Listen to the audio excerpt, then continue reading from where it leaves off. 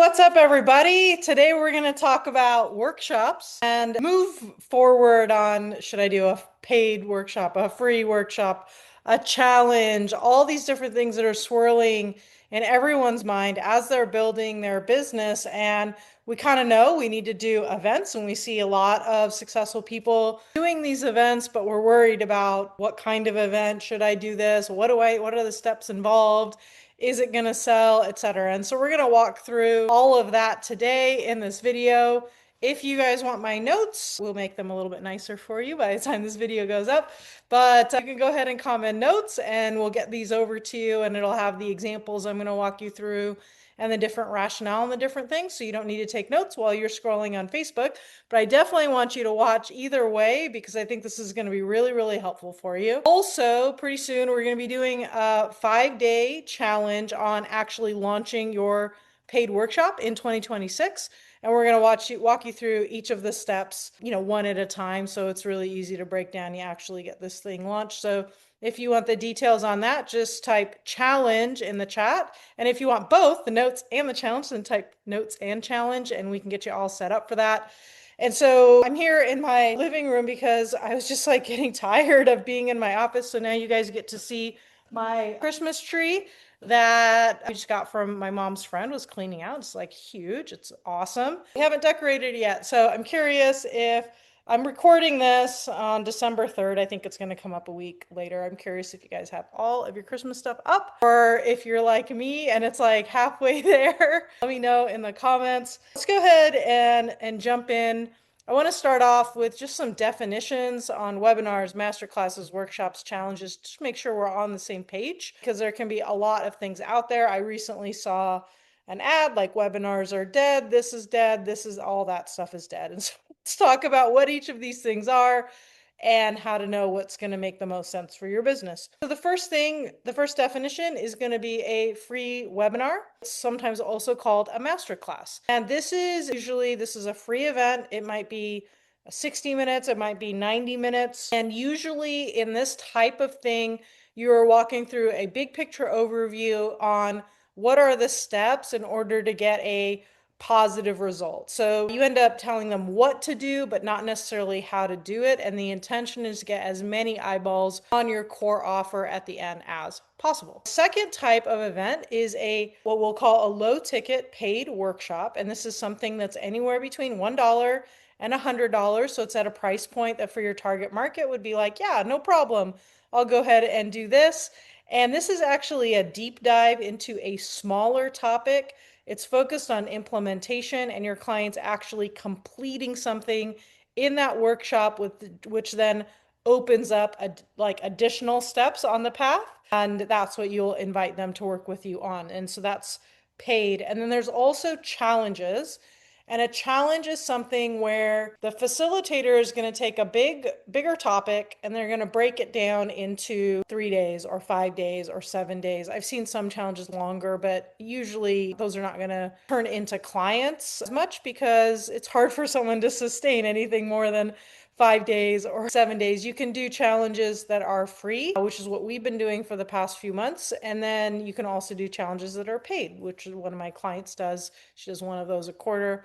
And that's a huge revenue boost for her. And so I just wanted to start off with what are all the different things, and now let's go ahead and jump in what is going to make the most sense for your particular business and what we look at. Now our coaching company have been in business for 10 years. We're somewhere between 5.5 and 5.7 million. I haven't counted recently over the past 10 years, which, that's a lot. And we have done events at least every month, sometimes twice a month. And there was a time where we did events every week or multiple times a week when we were doing a lot of speaking events. And so we've done all different types of events.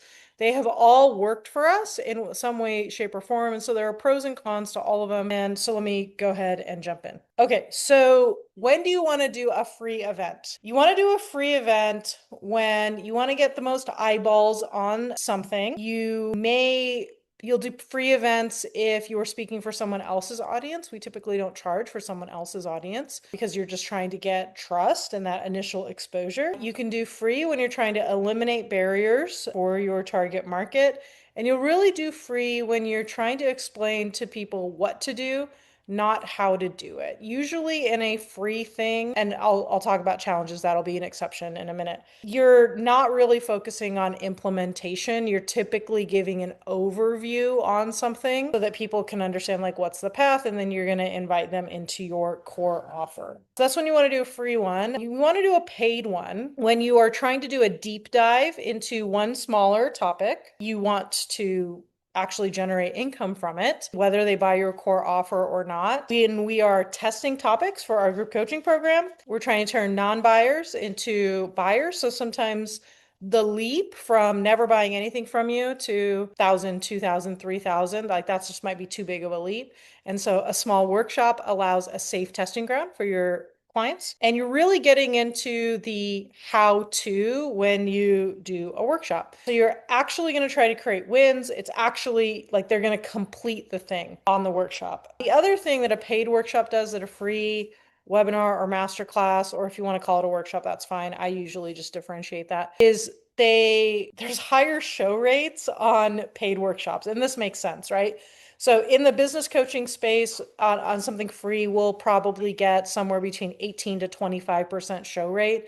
Business to consumer, like that tends to be a little bit lower than that. But when we do a paid workshop in business to business, we're, probably close to 50, 60% of those people show up live. I don't know off the top of my head for business to consumer niches, but it's just going to be higher show rate because they paid for it. And so they're more interested in it. So you get less people to register, but you get more people to actually show up, a higher percentage, to show up live. And so you're calculating a little bit with how big your audience is.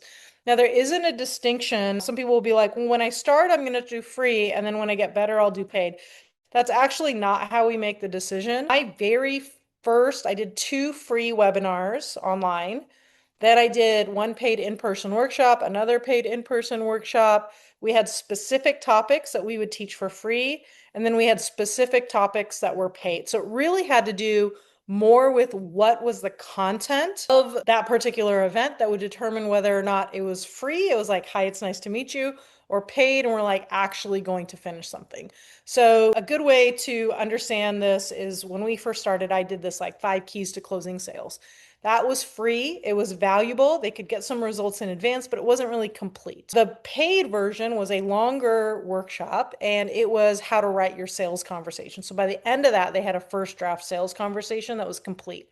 That was paid. Where the 5 keys to closing was more of an overview. It helped with, the mindset, and here are some tips that you can implement right away that would make shifts. But the actual completed sales conversation was actually a paid workshop. And so I think that's a really good example of understanding the difference between when you're going to do something free and when you're going to do something paid. We like paid workshops for most of our clients. And the reason we like paid workshops for most of our clients is because you're able to first know for sure if people are going to be coming. The other reason is that you can actually just shine. You can do a deep dive. You can help them get a result in advance, which is really, really positive. You're not trying to convince people that you can help them, like maybe with a masterclass. You're just actually just helping them, and then you can talk to them about working together later.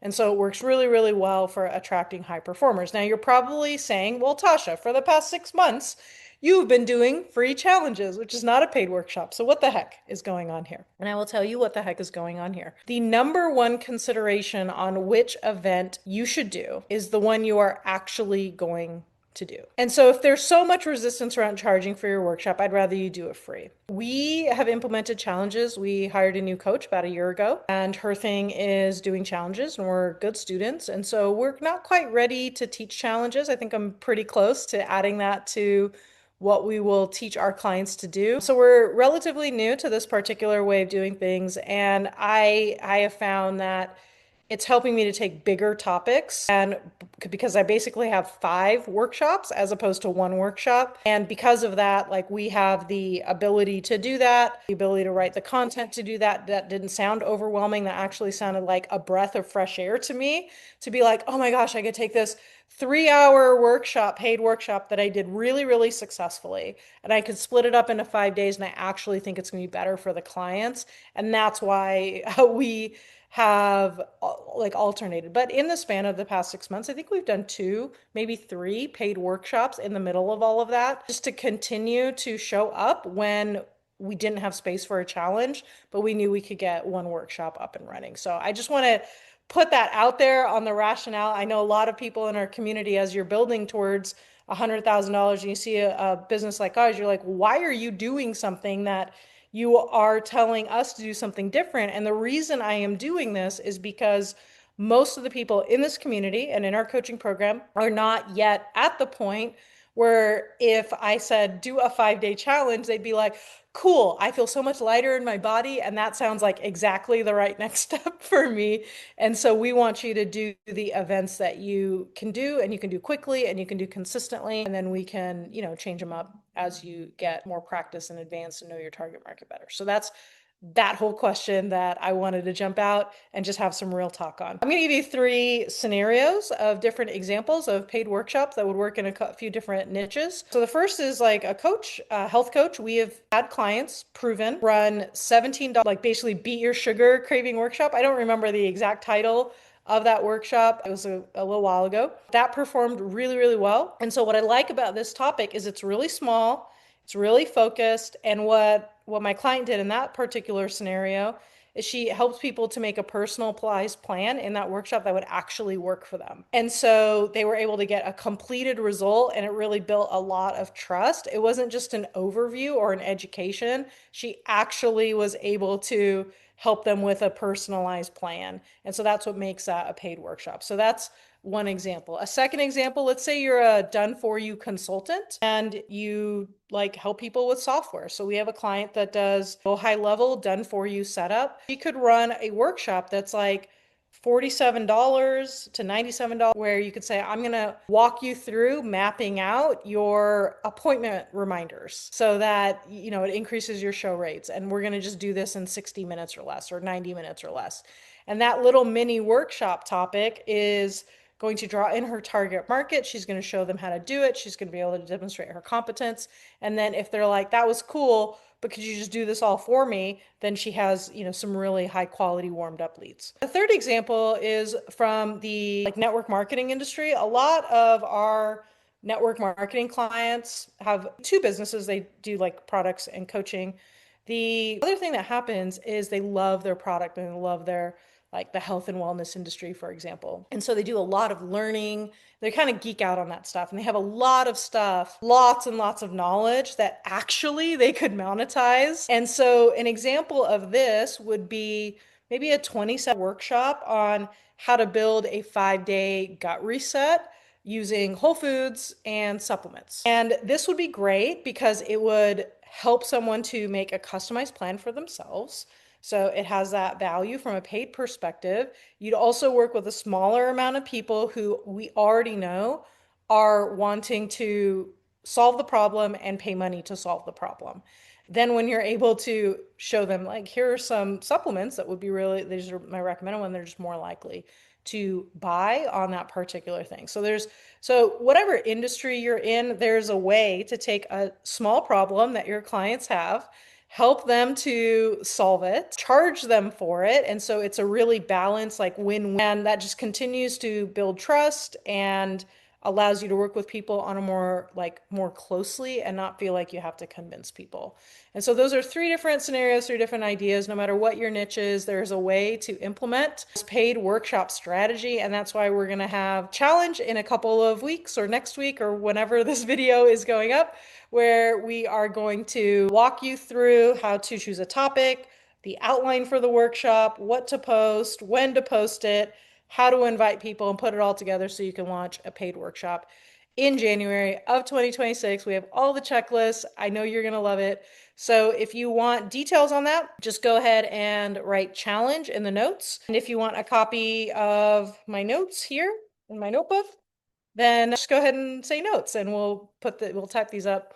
We'll get those over to you so that you can just review the things that we've talked about today. I really hope that this conversation, although it was kind of detailed and a little bit technical, I hope that it gives you the clarity that I think is missing from the coaching space on really explaining what things are and why we do them. I think most coaches are just like, this is the way I do it, so this is the way you need to do it. And we really don't believe that. We want to make sure that your business plans and your business activities line up with your niche, your strengths, how you want to build your businesses, and we are here to support that with proven strategies to help you to be successful. So I really hope that this was helpful for you. Drop your takeaways in the chat, and I'm going to end this video now, and I hope you have an amazing day. Bye.